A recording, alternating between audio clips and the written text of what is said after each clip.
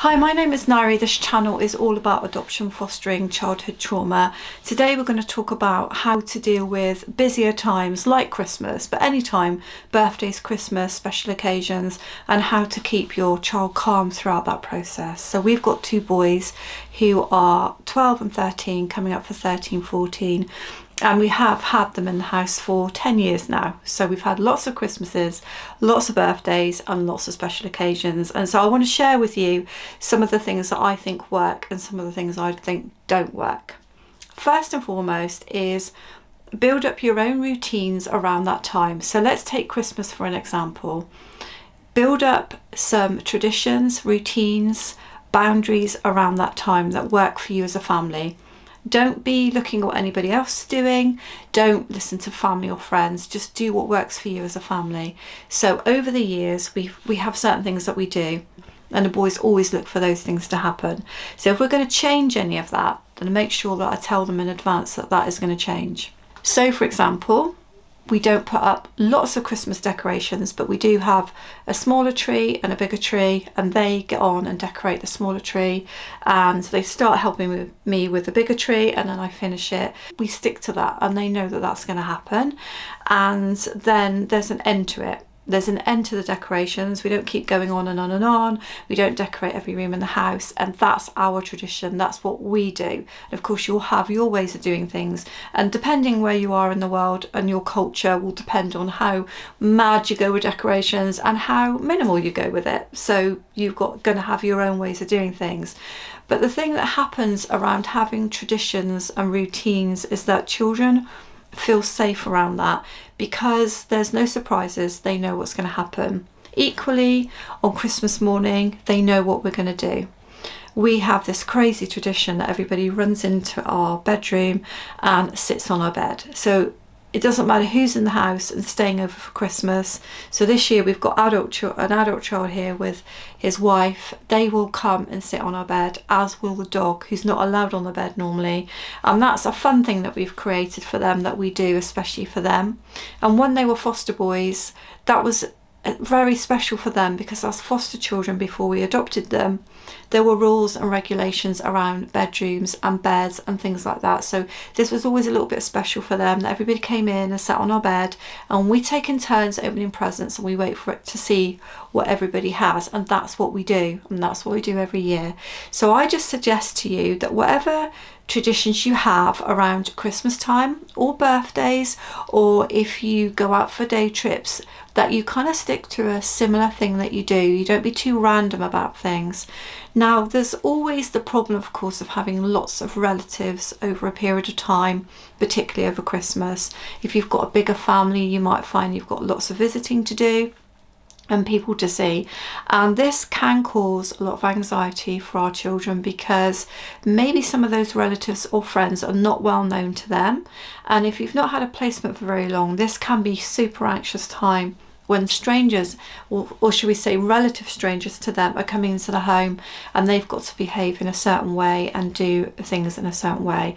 So again, I suggest that you think about those 1 or 2 days, or maybe longer, how you are going to find time to have with the children separately from the extra children or relatives or people coming into your home. So how can you have those quietening down times? How can you calm the situation down? Now, sometimes we find, especially the Christmas day, when the main present opening happens, is the day when one of our sons really struggles, because he can't actually relax until all the presents are opened, however many that might be.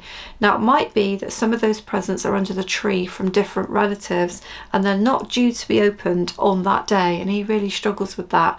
So we do have a lot of discussion with him about how those days are going to run, how they're going to go. We tell him who is going to come into the home.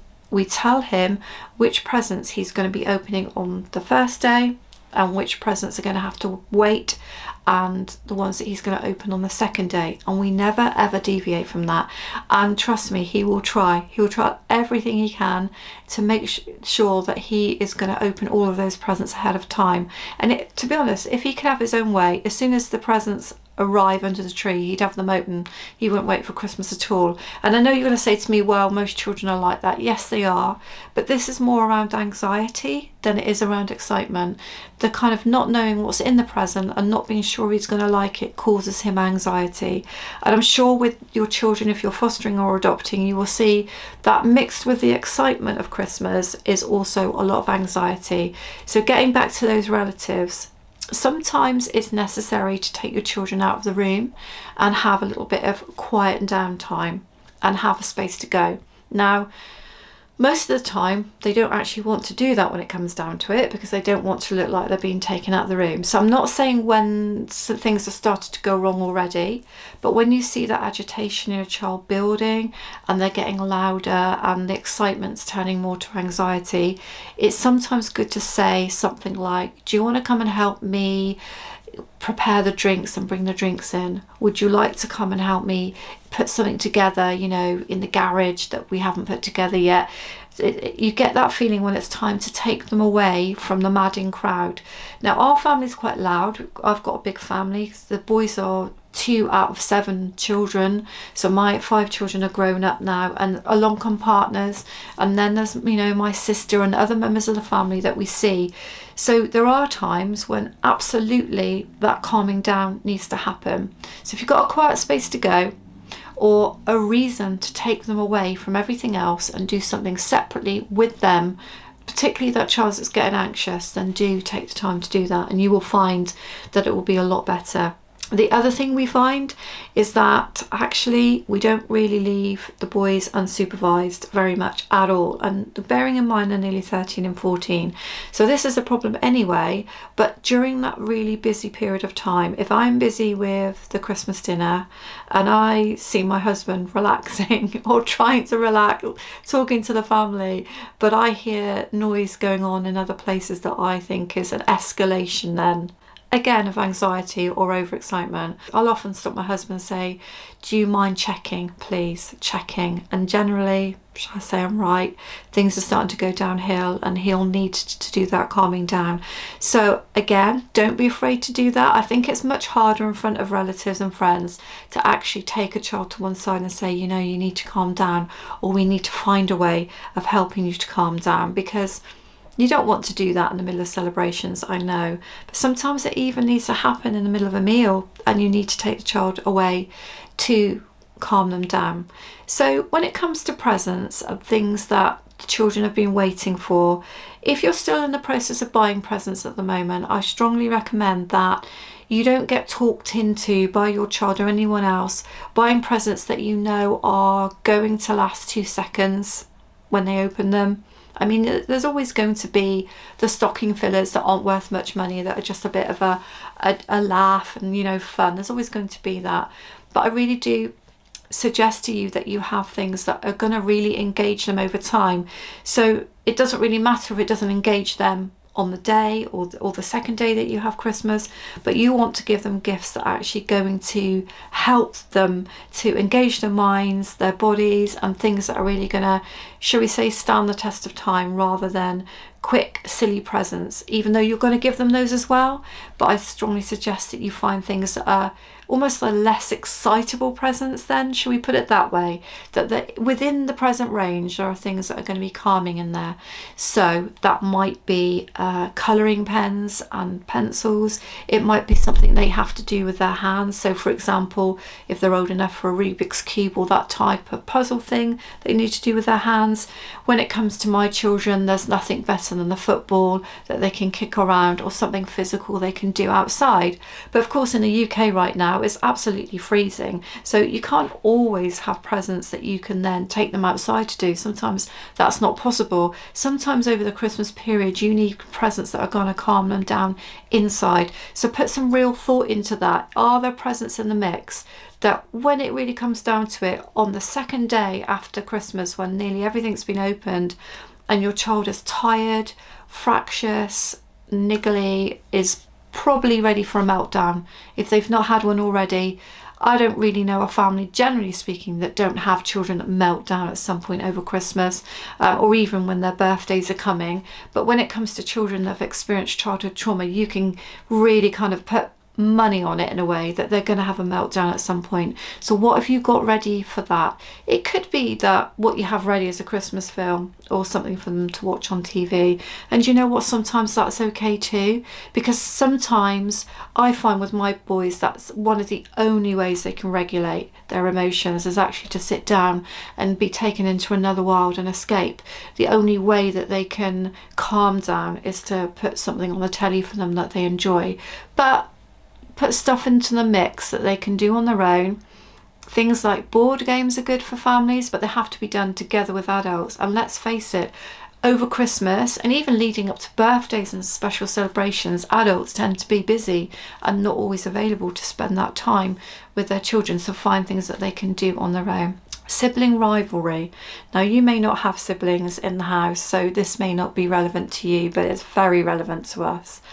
Sometimes we've been challenged on this. So our boys are only a year apart. Since they've been with us, they've always looked at what each other have had. And the younger one in particular, always looking at what the older one's got. But actually the other way around as well. And let me give you an example. We had our town fair yesterday. And we went down and we went into a particular shop. And this shop was a Superman Marvel kind of second-hand shop. Now, one of my sons is into this. The other one isn't really into it. But we said, you have £10, you can go in and get what you want to get.